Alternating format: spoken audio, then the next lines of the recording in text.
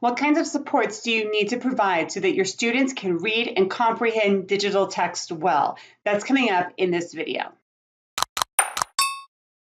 Hi everyone, I'm Lee Hall from Literacy Teachers, and I'm all about giving you the tools you need to inspire, motivate, and change how your students read and write for academic success. If you're new here, make sure you hit the subscribe button so that you get notifications because I put out new videos each week. So today we're going to be interviewing Dr. Ellen Evans, who did this very interesting study about using ebooks versus using traditional print books. And the question is not necessarily what you might think. It's not which version is better. Should I have my kids read digital books or should I have my kids read print books? But instead, it's about the kinds of things that we need to think through and supports we need to provide our students so that they can read digital books well. Because while there are lots of similarities between reading a digital book and an ebook, a digital book and a printed book, there are some really interesting nuances to things that you have to think through and do well to successfully read and comprehend a digital book. And that's what Ellen's going to be sharing with us now. Hi, everybody. Welcome. Today, I'm super excited to have with me Dr. Ellen Evans. Hi, Ellen. Welcome. Hi. Thank you. Ellen has a PhD in curriculum and instruction. She's been a high school English teacher, and she also taught college composition at the high school level. So we are super excited to have you here today and just hear about your experiences and think about how we can use them to better our own literacy practices in our classroom. Ellen recently published an article in the Journal of Adolescent and Adult Literacy. We're going to be talking a little bit about that today. It's called Learning from High School Students' Lived Experiences of Reading eBooks and Printed Books. And the nice thing about this is this article comes from data that you collected during your time as a high school English teacher. So you were the teacher and you were the researcher for the study that we're going to be talking about today, right? Yes. Yep. Yeah, so maybe we can start off just by sharing a little bit about what you did, what got you to look at ebooks and printed books. Yeah. So I was teaching high school freshman English. I had 4 sections, and I was teaching at a really large high school, and we did not have enough versions of Mice and Men to hand out to all of our classrooms. So I thought, okay, the school did offer digital versions, and our school had a one-to-one program, so students had access to iPads, and they had access to iPads. This is sort of important that my students had iPads since they were in 5th grade, so there was no issues of access, and they had plenty of experience using iPads. So I said, we didn't have enough licenses for me to do all my classes digitally, but we had just enough for me to do 2. So I said, hey, what a great opportunity, right? I've got half my students reading printed books, half my students reading digital books. Let's collect some data, make some comparisons. So I just did, I did a couple of Google forms at the very beginning. I asked students what their preference was. I didn't let them have a choice, but I said, what if you had an option, what would you want? And then I conducted 2 more sort of online interviews, Google forms, where I just asked them about specific things, like they had to read 1 chapter, and I said, okay, take some time after this 1 chapter and tell me what you thought about it and your experience and what you liked and didn't like. And I had a pretty, not a long Google form, but just one that I asked them to be really expressive in their reactions. And then I did a lot of classroom observation. So I would invite conversations, discussions, which sometimes got very lively. And then I would just, as soon as it was over, I would just run back to my office and write down a bunch of notes. And I used that as all of my data. So what did you find in terms of students when their preferences were, what they liked, what they didn't like, what they preferred? What did you learn? Well, one surprising thing was how really visceral their reactions were to the question of, do you want print or digital? The majority of the students wanted printed text, and they were really strong in their reactions to that. A smaller portion of students said they absolutely wanted digital, and then an even smaller version didn't really care very much either way. But I was surprised at how strong reactions were, particularly for the students who wanted the printed version. They wanted the printed version, and one class, their reactions were really strong when they got the digital one instead. And they were like, what? So it surprised me because, again, these are, the study was conducted with 15-year-olds who, had they never had their cell phones off them. So for those kids to say, no, I really want a book was very interesting. What was their rationale behind why they wanted a book? Well, this sort of gets into the way that I, some of the results of the study. I kind of looked at it in 4 different ways. I used Van Manen's methodology to consider the ways in which we experience the world. And he talks about 4 different ways. He talks about the way you experience time, space, the physical interactions you have with things, and then other people, how other people affect.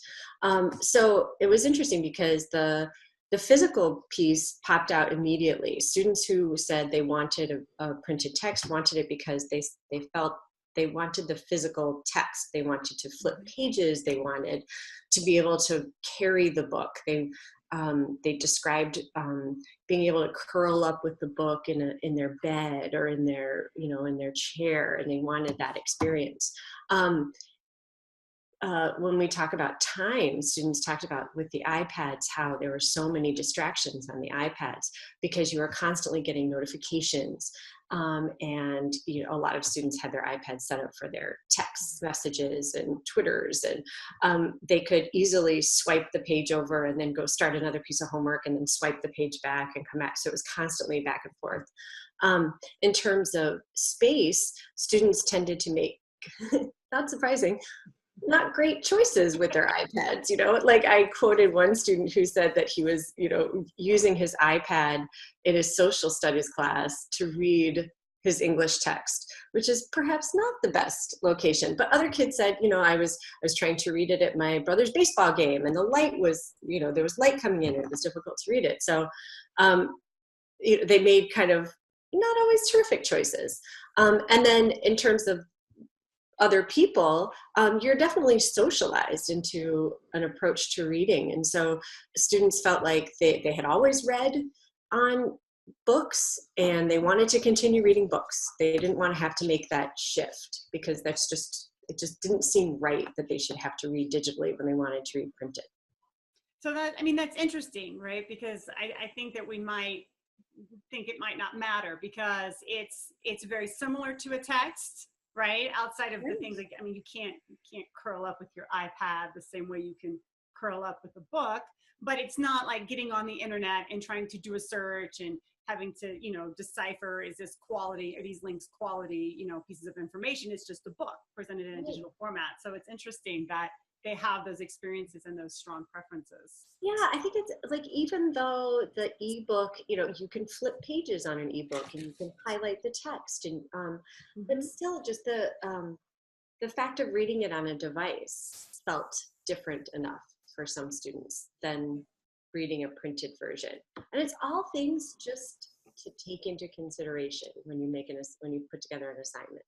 Now, if I'm watching this and let's say that I want to use an ebook, or I have to use an ebook because we don't have enough copies, what are some recommendations that you would give teachers to support their students who are going to be reading digitally like that? Yeah, well, I think for sure, one thing is to just be really explicit in your discussions and in your instruction about reading. I think we often take for granted that you hand a book to someone and they know how to go about reading it. Obviously, they're in high school or middle school, they're readers, but I don't think that's always the case. And I think if you are assigning a digital version, it's worth having the conversation.